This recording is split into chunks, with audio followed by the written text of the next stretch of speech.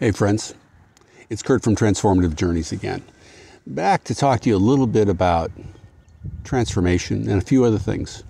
And really, when we talk about transformation, one of the questions that can come up sometimes is transform into whom? Transform into what? And I was reminded of that during the past 2 weeks. The Monday of Thanksgiving week, a friend of mine was killed on her commute home from work. Killed riding her motorcycle on her commute home from work. And you know if you've ridden motorcycles for very long and you socialize with other motorcyclists, that loss is something you'll encounter. That loss of a friend. This past Friday was her funeral, and that's really what I'm here to talk about is her funeral, because it was remarkable, just like she was remarkable. And it just sort of happened organically. It wasn't that somebody put on a big production. It was an echo of her life. So this friend, she was a remarkably accomplished person. Master's degree in biochemistry. She was an expert motorcyclist. She had motorcycle racing experience. She'd been a fully sponsored downhill mountain biker. She was an accomplished skier. She was an accomplished marksman. She was an active and aggressive backpacker and climber. She'd done many, many, many things. But the thing that really showed up a lot in this funeral was the impact that she'd had on people. She had an impact on me. That's why I was there. In fact, I'll always carry a little bit of her with me because she connected me with the surgeon who rebuilt my ankle after I badly broke it. Roxy being Roxy, she knew the right guy to go to, and he did a great job.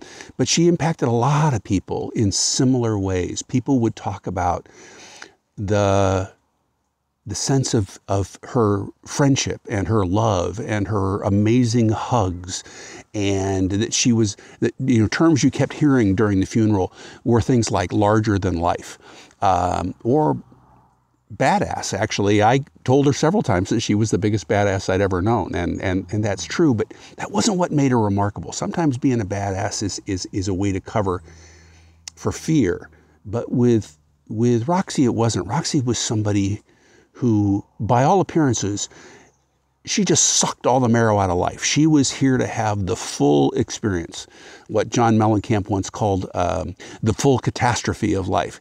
That was where she was, and she welcomed it all. She welcomed it all in. She welcomed all the people in.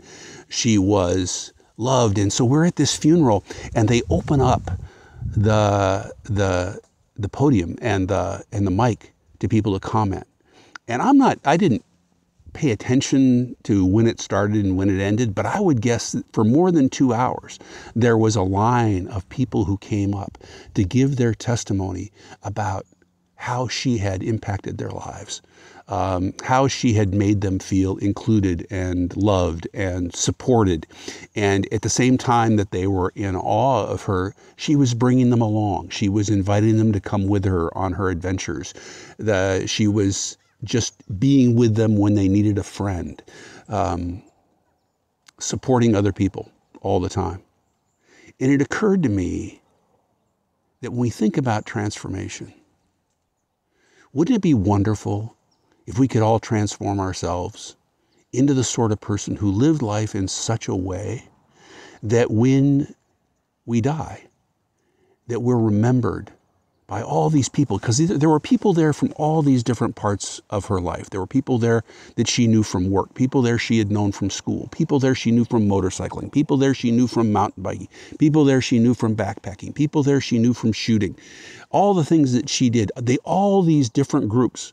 Many of us had never met one another before, but we were all there together and speaking about her. It was truly, this is not an exaggeration, it was truly standing room only. All the people who wanted to pay their respects could not get into the room.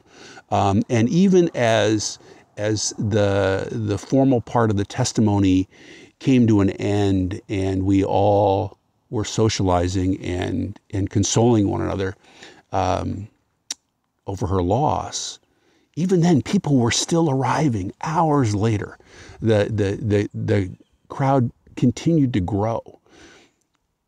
So here's my I don't want to call it a request, my suggestion for all of us. Let us all live our lives in such a way that all the people that we've positively impacted come to give their testimony about us, and our memory lives on in them.